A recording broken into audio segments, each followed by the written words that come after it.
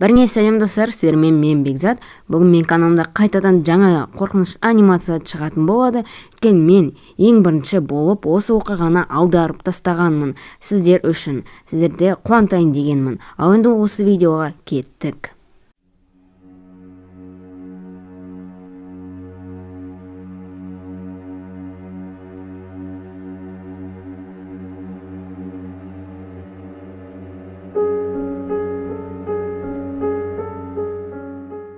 Менің ата-анамда қала шетінде жер үй болған. Мен студент болғаннан кейін сол жерге көшіп кеттім. Және де универ жақын болған. Жаяу жүретінмін. Сол жер үй атамнан қалған.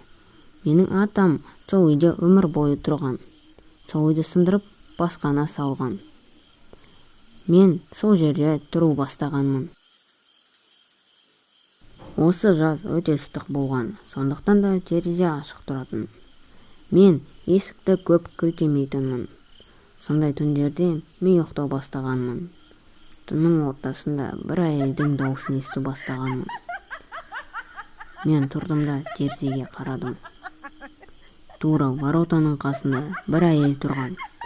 Өте ұзын және де бір түрлі киіммен. Оның қолы да ұзын болатын, шашы көп болған. Сондықтан әрең дегенде бетін көрдім. Әйелдің көзі кішкентай болған, және де беті жаман болып кеткен. Ол маған жаман бетімен күліп тұрған. Мен қорыққаннан терезені жаптым. Содан кейін менің үйіме кетті. Жүрегімнің дауысын ғана естіп тұрғанмын.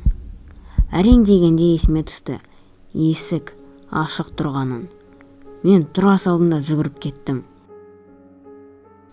Есіктің ручкасы жыбырлай бастады.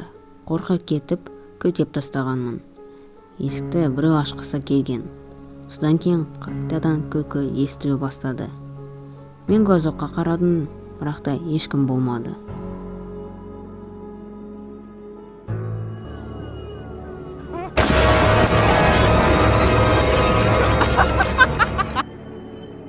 Осыдан кейін әкем сол әйел туралы оқиға айту бастады. Бұл ауылда бұрын өте ұзын қыз тұрған деді.